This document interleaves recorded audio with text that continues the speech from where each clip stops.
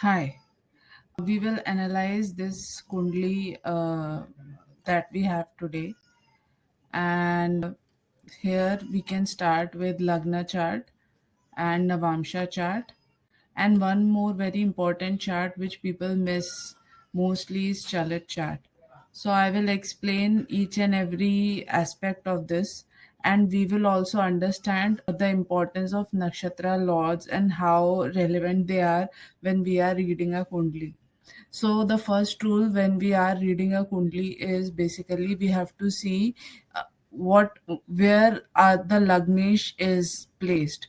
So here we see that this is a Venus Rashi, and it has Sun and Mercury in the first house. Okay, and we can see that Mercury and Sun degree are too close, hence Mercury is combust. So when Mercury is combust, initially the native has not very clear goal life mein. Now we see where Venus is posited in Gemini in second house. So we can see that the it is we can say that this is a adequately okay position. It's a nice position to have, which means that the lagnesh of this kundli is nicely placed. So this is the one part which can tell us that how the entire life of the person will go. Generally, what happens when lagnesh is strong of any kundli, it means the person has the capability to handle all the struggles, to come out of a bad situation and lead accordingly. So that is why it is very important. Now we can see first house is there. From there we can assess the whole kundli. Second point is to see the ninth house. Ninth house, here we can see it is empty and there is no direct aspect of any, like not any seventh house aspect, since the third house is also empty with moon in it. Now we can assess that where exactly the lagnesh, where exactly the bhagesh is sitting. So it is 10, which means Saturn. So we can see that Saturn is sitting in seventh house. Okay, so which can also tell the relation that your luck is related to the partnerships, to the kind of spouse that is going to be there in your life. And here we can see Saturn is retrograde. So basically, it shows that there will be delays in marriage, and it is a very karmic uh, placement when Saturn is retrograde, and that too in your relationships. It means that you will get you will get your spouse a bit late, or it is advisable to marry late. So either ways. Now second part we have seen. Now the third part is where the moon is posited. So here we can see that the moon is posited here in the fifth house in Virgo, means in Gemini, and it's actually its house is this third house. So that is also moon in Virgo is also a reasonably good position. So now that we have seen that positions are good, but we are also seeing that there are planets in 6, 8, and 12th house, which means generally it is considered that if there are less planets or no planet in 6, 8, and 12th house, it means there will be less hurdles in life. So which shows that this native from Lagna chart, we can see that this native is going to have a good life. He will get everything, but there will be hurdles.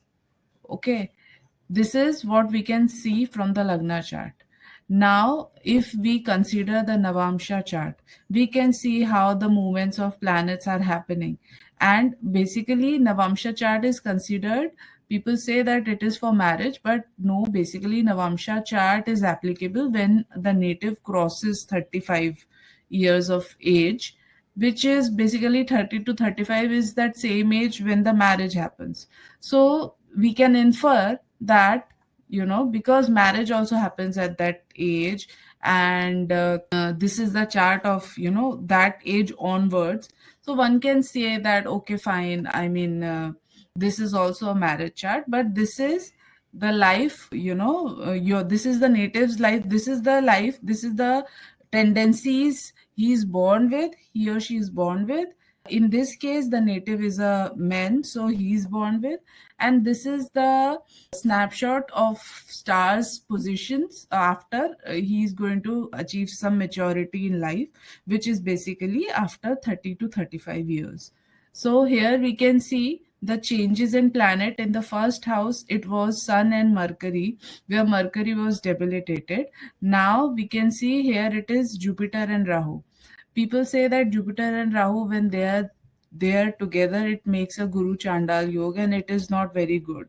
But in my experience, I have seen very unconventional people who challenges conventional knowledge, conventional learning, and they mostly have Guru Chandal Yoga in their uh, Kundli somewhere. So here it is in first house, so which means it is going to applicable in all aspect of the native's life.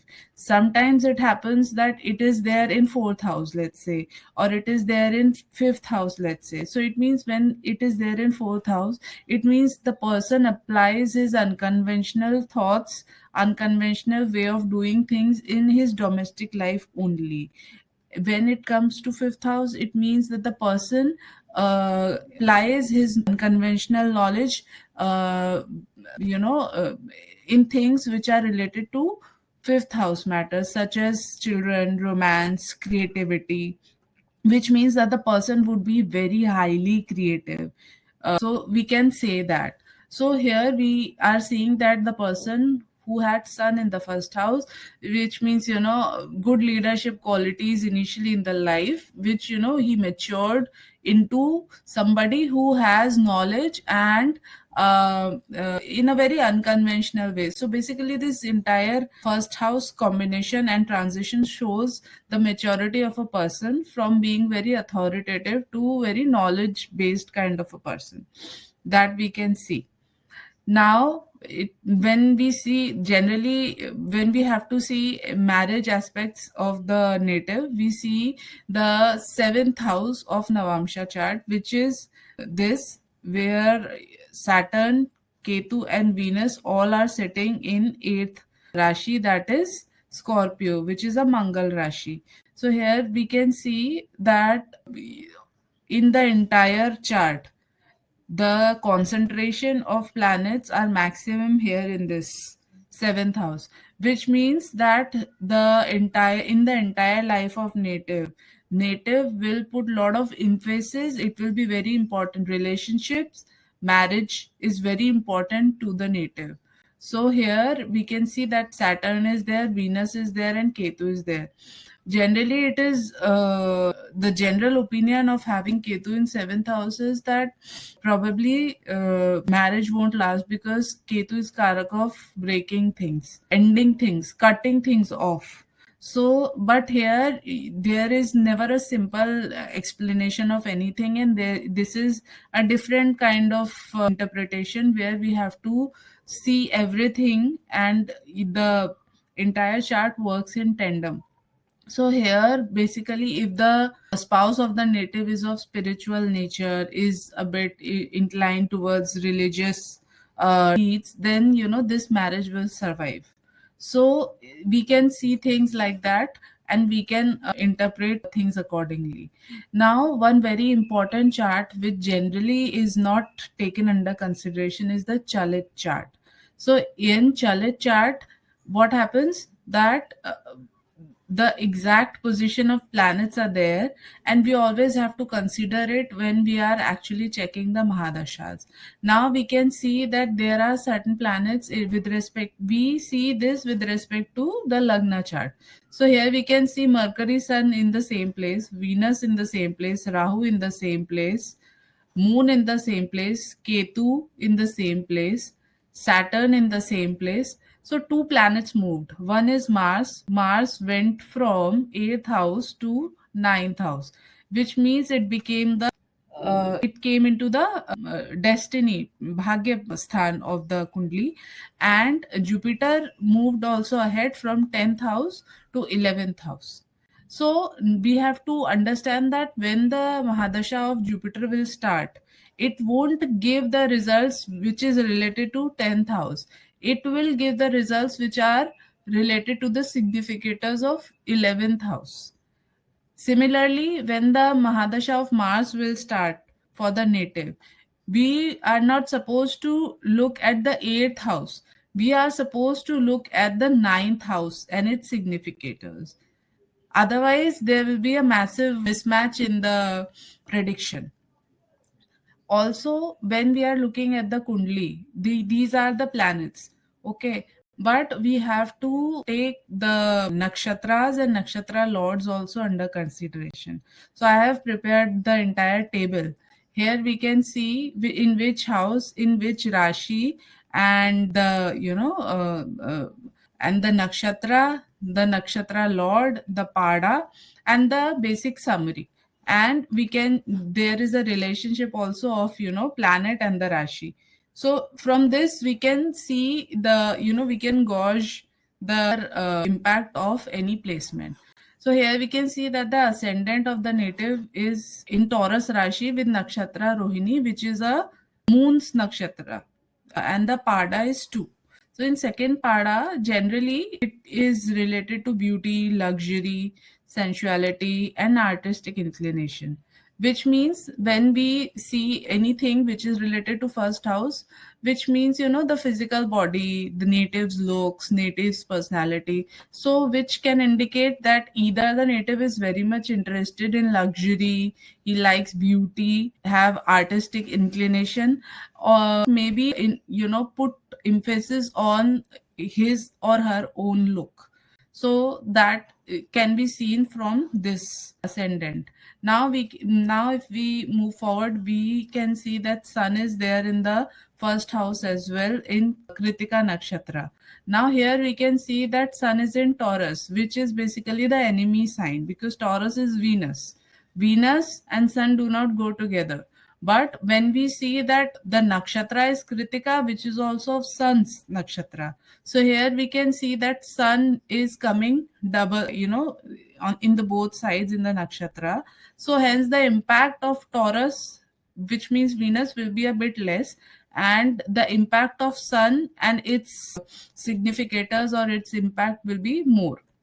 So here we can see that the impact will come out as a person who is articulate, logical, and capable of cutting through confusion with clarity. So here we can see, we saw that Mercury is debilitated. Okay, which means there is a confusion when a native thinks, but Sun is actually making up for it and giving a person the ability to think through with clarity. So now it is for the predictor to understand that if the significator of Mercury is one thing, is that communication. Here we can see that the communication is all good, it's fine, the person is logical, it's very well articulate, which is also one of the property of Mercury. So the other property of Mercury is basically having a sister, or other property of Mercury is basically ability of doing a business. So here if we are seeing this in the first house, so first house is basically a person's house. So maybe the person has less ability or maybe less interest in having a business, or maybe the person will never stay with his sisters or have no sister. So like that we have to understand. Next planet is moon is posited in the fifth house. It is direct, there is no combustion or no retrograde, and moon is sitting in